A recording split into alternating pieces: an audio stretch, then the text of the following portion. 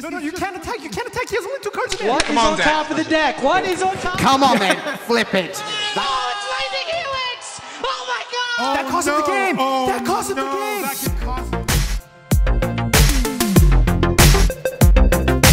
game. How's it going, everyone? This is Boots with another video from Snapkeep Arcade. Today I want to talk about a subject I briefly touched on in my last video: what happens to cards from old sets once they rotate. This has been something the community is eager to get more information on, but from what we already know, we're getting some sort of eternal format where these cards are still playable. In January, Wizards briefly touched on this subject during their developer stream. What happens when cards in your collection rotate out of standard? Yeah. I know that we knew that this was going to be, like, as soon as we started saying this stuff, this was going to be a question somebody had, and it ultimately comes down to the fact that at some point down the road there will be more, like, you're going to have more cards than are in standard in the game. We don't want those to have no use or no value to people, right? Exactly. So there's lots of ways that this is already done in tabletop Magic. We're not looking currently at anything like a modern format or anything like that that matches up to tabletop. Yeah. But this is where I think Arena will be interesting, because we're going to get player feedback and figure out what digital-only formats we want to bring forward. Sure. Because you have these cards, you have these ways to play with them. They have effects, they're fun to do. The fun doesn't stop there, so let's give you other ways to play and win. Because remember, while you're doing Constructed as the core, these events also are rewarding. You can also buy into them with gold and play them for free and get other stuff out of them, maybe packs that you want then or more gold. So we see it more as building your possibility space, what you can play with Magic, depending on the kind of player you are. So we're trying to make a game where none of the cards that you have are going to inherently have no use or value at any point. Right. It might be fun, you know, to do a short-term event where maybe you got to scramble and use the cards that everybody else says can't be used. Chris was talking about this, right? The bottom half. Right, the bottom half. And those things are fun, and if we have this library of it, it's a lot easier for you to jump in and have fun with it. No, that makes sense. A few months ago, a Reddit user data mined Arena and found this code, referring to a format called Arena Modern that included sets as far back as Shadows over Innistrad.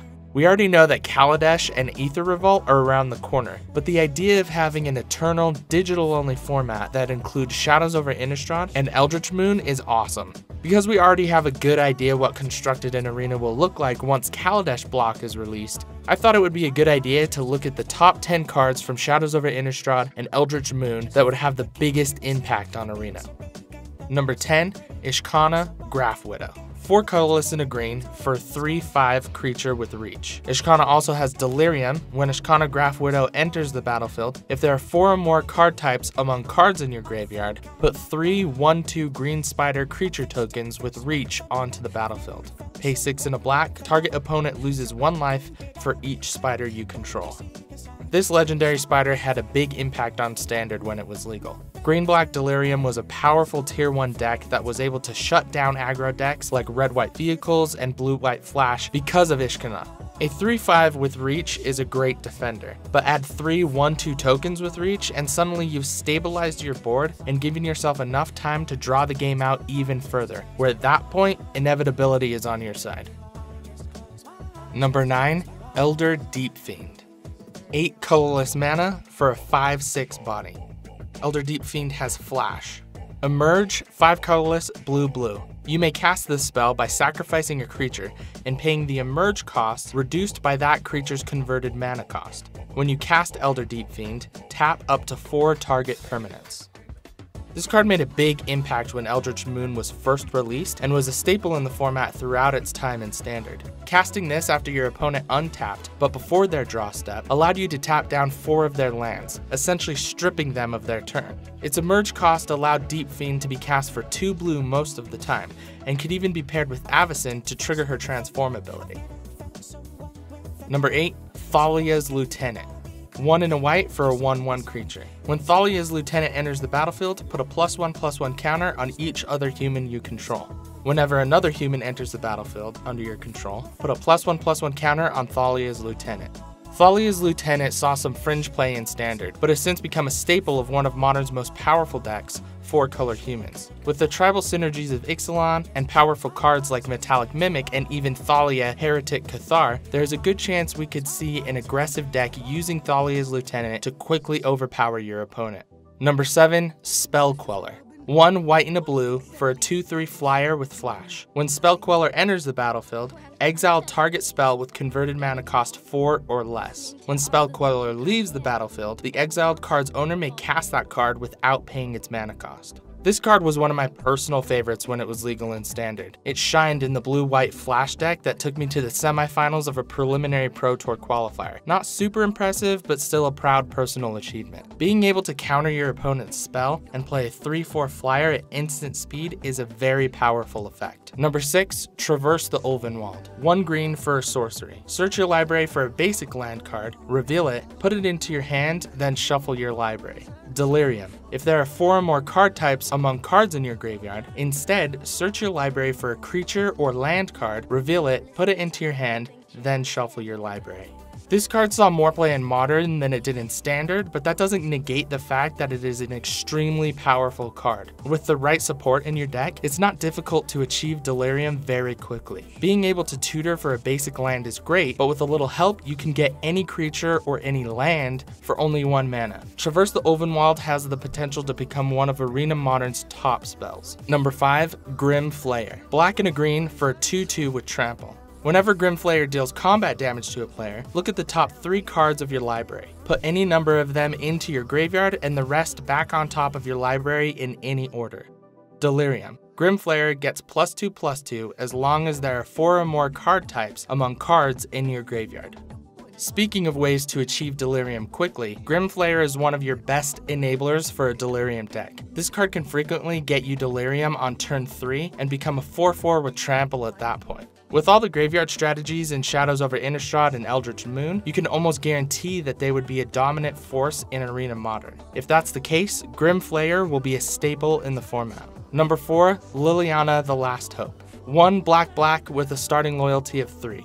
+1. Up to 1 target creature gets -2/-1 until your next turn. -2. Put the top 2 cards of your library into your graveyard. Then you may return a creature card from your graveyard to your hand. -7. You get an emblem with, at the beginning of your end step, put X 2/2 black zombie creature tokens onto the battlefield, where X is 2 plus the number of zombies you control.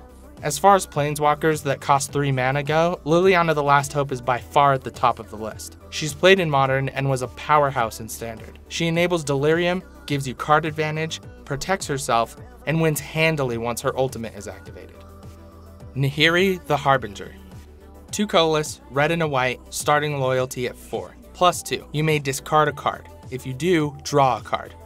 -2. Exile target enchantment, tapped artifact, or tapped creature. -8. Search your library for an artifact or creature card, put it onto the battlefield, then shuffle your library. It gains haste. Return it to your hand at the beginning of the next end step. This card was very underrated when it was first spoiled by Wizards. With most people's attention focused on the other planeswalkers in Shadows over Innistrad, players at first underestimated her power in not only Standard, but Modern as well. Paired with Emeril the Aeon's Torn, she became a favorite in Modern. Number 2, Archangel Allison. 3 colorless, white for a 4/4 with flash, flying, and vigilance.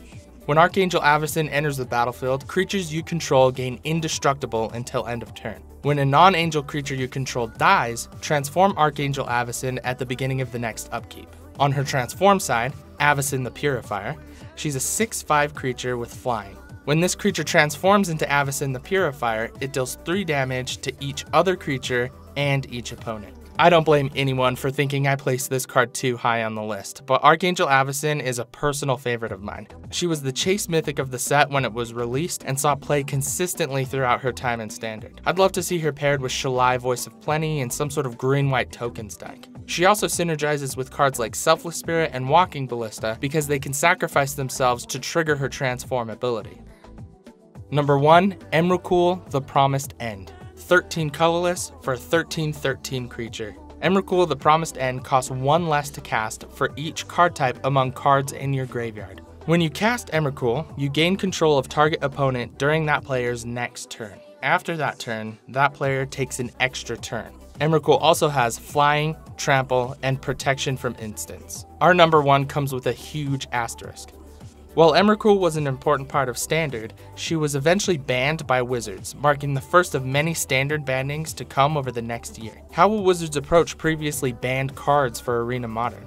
Will it initially be the Wild West, Wizards taking each card on a case-by-case basis, or will the format start with a ban list? There were a lot of format warping cards that were banned, and if they have the same effect on Arena Modern as they did on Standard, you can almost guarantee a banning from Wizards. But what do you think of the list? Let me know in the comments what you think I got wrong or right, and also let me know what you think about Arena Modern. How far back will they go?